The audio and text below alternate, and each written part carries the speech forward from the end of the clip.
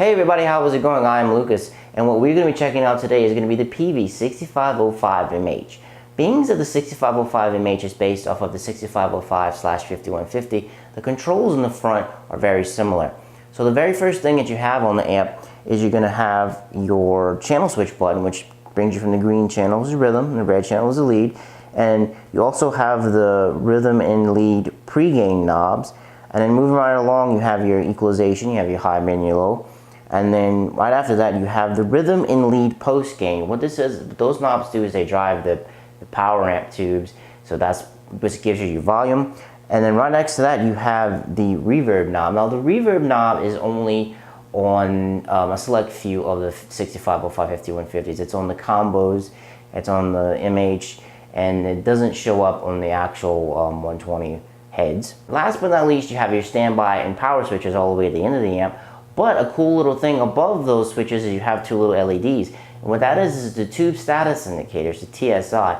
And what that does is it lets you know what exactly is going on with your power tubes. Whenever you put the amp in standby mode, the LEDs turn red. It lets you know it's not receiving full power to the power tubes. But once you flip the standby switch on, they turn green. So if you're ever playing in a gig and you're rocking out and you see those LEDs start to turn red, what that means is something's going on with the power amp. So it gives you a visual representation of what can happen if a tube goes out as opposed to an actual audio one. All right, enough for talking. Let's actually check out some sweet tones. What we're gonna be dialing up next is gonna be the green channel on some clean tones.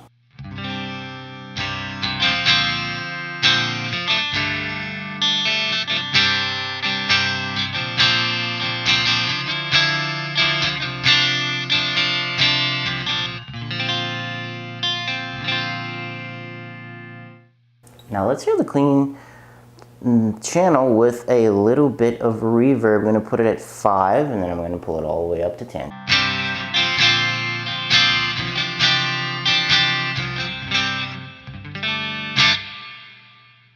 Alright, moving it all the way up to 10.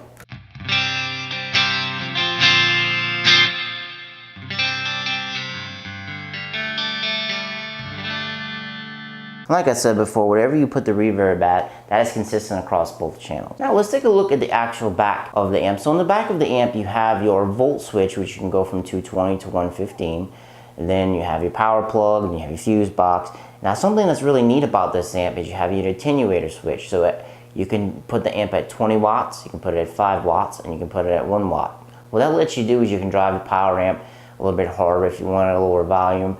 And what that does is it lets you actually get a good, nice sound, but without a blistering, loud sound coming through your cab, which is really good if you're in an apartment or somewhere where you need to keep your volume really low. You also have an ohm switch. You can put it at 8 or you can put it at 16, and you have your speaker plug right underneath the ohm switch. And the next little section is something that's actually very, very cool. So you have your MSDI. This is your mic simulated direct interface.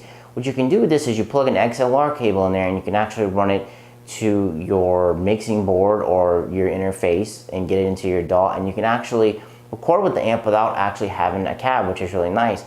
And right next to it, you have your speaker defeat button. So when you whenever you have the button pushed out, whenever most of it is out, what that means is it's actually on.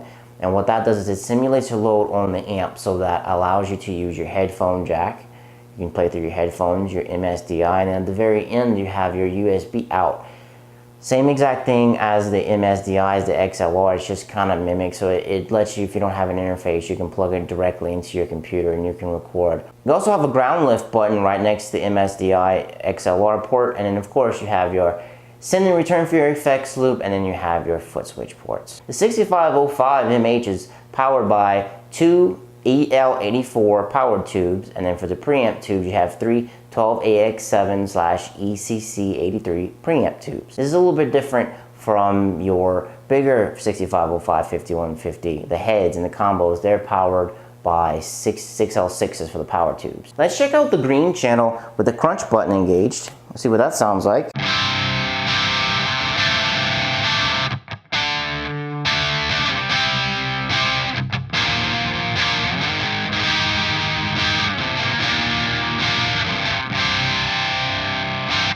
Got a nice little crunch going on.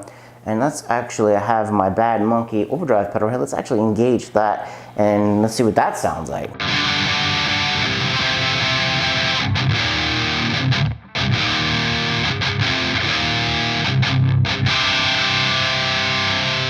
As you can see, that actually sounds really good. I think that is one of my favorite ways to play this sample with the crunch channel on the green with a little bit of drive in front. Now, let's actually check out the also famous lead channel. Let's switch on over to here. I'm gonna make a little adjustment on my pedal really quick. Now, when it comes to the lead channel, I don't have the post gain up very far. I have it to about 4, and then for the actual pre-gain, I have that on 2.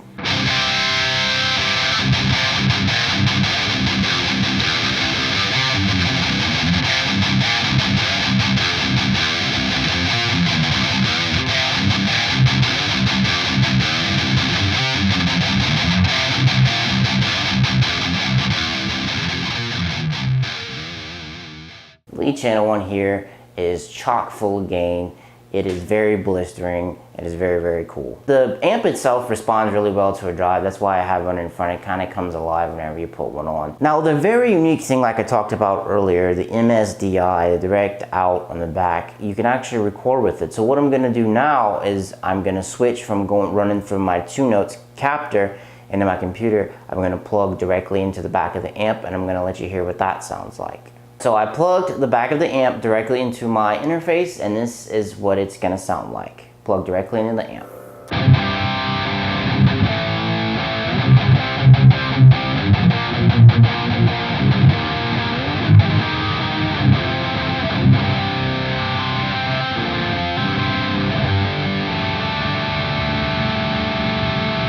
Last but not least, there's actually one more way that you can record with the 6505MH.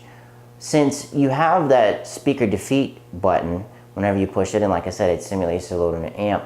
Another cool thing that you can do is you plug in a cable to the send in your effects loop, and you send that to your interface, and then you can use a IR loader or any type of software thing that simulates power amps and cabs, and you can actually run that in your computer. So that's what I'm gonna do now. I'm gonna plug a cable into the send in my effects loop, and I'm gonna send it to my interface. Okay, so now I have the send from the back of the amp that's plugged in. I'm running that to my interface, and I am running the amp through the 2 notes wall of sound plugin. So in that plugin, you can have a cab. I'm using the Rev 412 closed back cab, and you can also simulate a power amp section. So what I did for that was I put it on the EL84 tubes to kind of simulate what the actual amp itself has. So let's see how that sounds.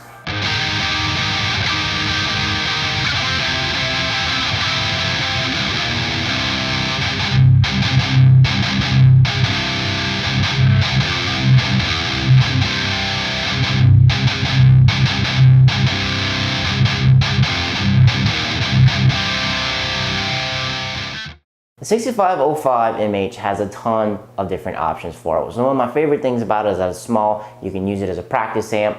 It's not that big to carry around. Some of the coolest features on it is the fact that you can use the MSDI. You can plug in right to the back of it, run it to your interface or a mixing board. And you can also do it USB if you want to. And you having the speaker defeat button, which is so cool, simulating the load in the amp. Also, by the way, always have a load on your amp, because if you don't, you can mess it up, and that's a big no-no. The fact that you have an ohm switch, I know that kind of seems like that's not really important, but a lot of amps don't have that, and that is very super useful.